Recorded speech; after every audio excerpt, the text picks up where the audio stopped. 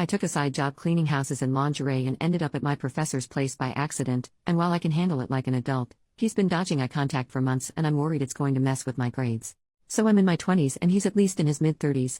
I work for a cleaning service that offers fully exposed or lingerie-clad maid services.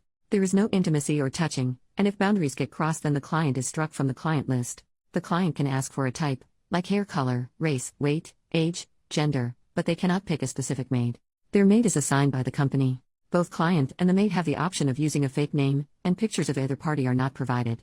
Any institutions the clients and maids are linked to, like school or work, are also noted so something exactly like this doesn't happen.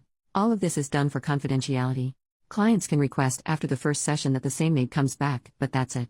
I'm explaining this to show that it is impossible for him to have requested me or known it was me beforehand.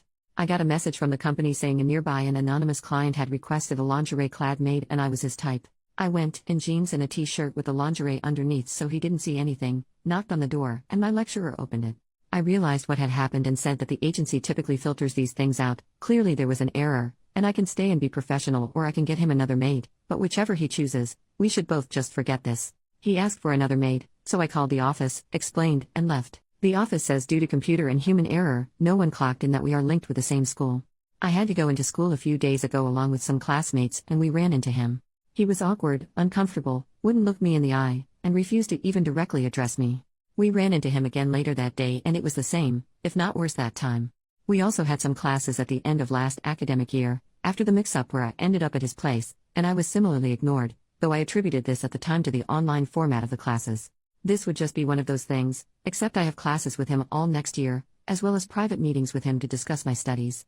These have to be done with him, are compulsory, and can affect my grade. While I know that I can act professionally, I am concerned that he cannot, as it has been several months and he is still not passed it. I am putting a lot of time and money into this, and if this is how he will act for the remainder of it, I feel I will not get what I paid for it and that my grade will suffer. I do not know how best to progress. I cannot afford to let my grade go to crap, but talking to him might make things even worse. Any advice? Top comment: clearly a lot of the people giving you advice here don't work in academics. I do. For the love of God, don't put anything in writing unless you actually want to get him fired. He is not going to give you a bad class participation grade if he is the one preventing you from participating by ignoring you. As for meetings with him, just meet for your degree the way you would if this had never happened. If you treat this brusquely and professionally, he will eventually too.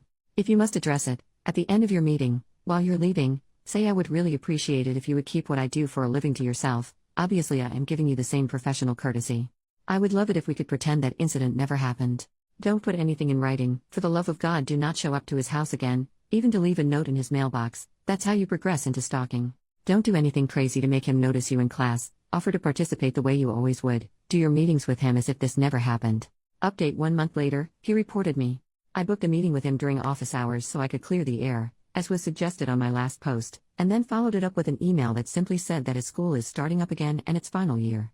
I'd like a chance to meet with him to talk about my dissertation and make sure he approved of the topic before I launched into it, something that is completely standard and everyone else is doing, but was somehow enough to panic him.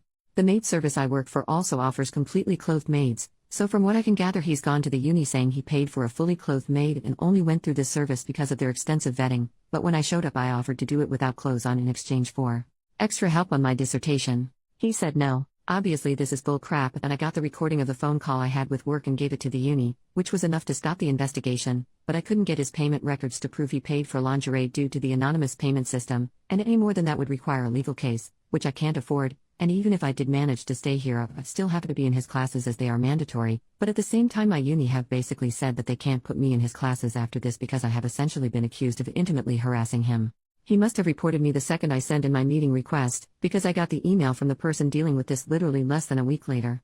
I have no clue what the heck he's thinking. I'm assuming he thought I would report him and decided to get ahead of it, but even that makes no sense as all I did was request a meeting.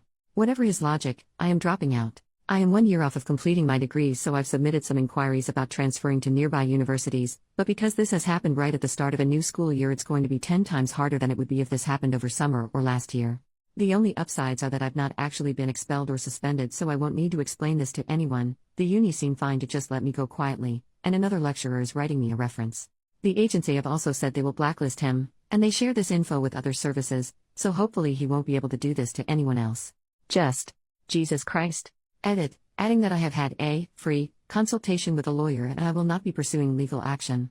The best case scenario, Where I win, my name is cleared, and I can stay in this uni, my profession will still be outed, I will be shunned by classmates and staff members, and my lecturer will continue to be a jerk, and I'll be staying at a uni that have confirmed they will throw me under a bus to save a weaselly prick. Even the best case scenario will also earn me a black mark next to my name in academic circles.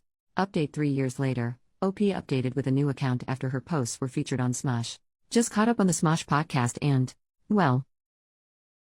Comment number 1, is there another update? OP, not really to be honest.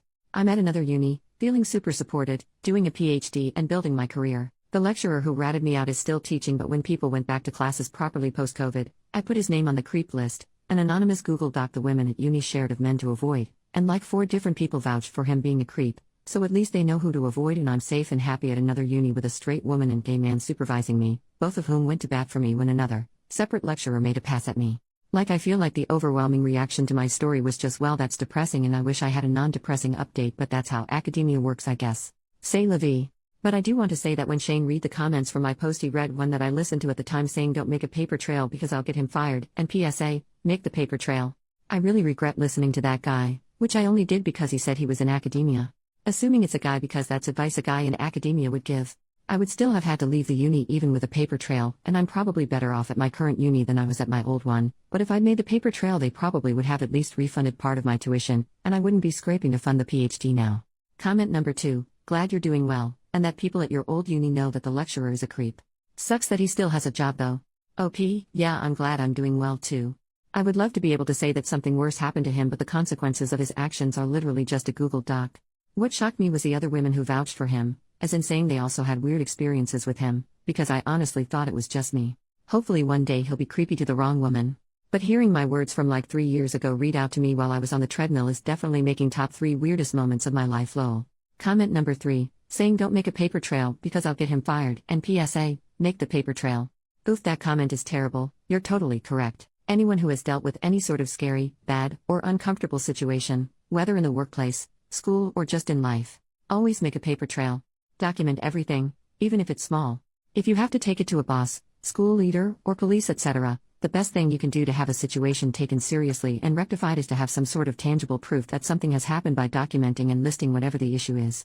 Even if it's verbal comments that you don't have audio proof or witnesses for, you have more luck being helped if you have made notes of those comments over time, than if you just go in saying so and so said this. Glad you're in a better place now. OP, yeah. I just never expected to be in that situation, so when the top comment was like, hi OP, I'm in academia and here's what you do, I just went with it. If I could go back and tell myself one thing, it would be document everything. Hearing the comments read back, I got mad all over again, but mostly at myself for just going with what I was told back then. I even dug up the post and there were multiple people telling me to be careful that I don't upset him because I had the power in that relationship, which is just wild to me now considering how everything turned out, but at the time I fully went with it. Honestly, I probably wouldn't have even made the update if I wasn't so annoyed at those commenters, and Shane reminded me how annoyed I was when he read them out lol. Commenter number 4, holy crap, I remember this one and finding it insane. That guy was for sure a creep and I was pissed to hear he had tried to blame you, but at least other people know to avoid him. Thank God, hoping you've been feeling better at this new uni. OP, I'm doing so much better at this new uni, thank you. I was actually at this uni first, then switched to the one this guy worked at, so now I'm back at the OG and I don't know why I ever left, to be honest. This sounds weird, but I'm low-key hoping he continues being a creep so he'll do it to the wrong woman and she'll be smarter about it than I was. But yeah, it was insane to me because honestly that post is from like late 2021 and by 2022 I was at a new uni, moved on, completely forgot about it, and then today I'm on the treadmill listening to a podcast and hear that being read out. Like? Commenter number 5, I'm glad you're doing better. Wow, that must have felt surreal to have your story of what crazy shit happened to you in a video happen. I remember watching the video when it came out. OP, I immediately just picked up my phone and rewound and started looking for the info.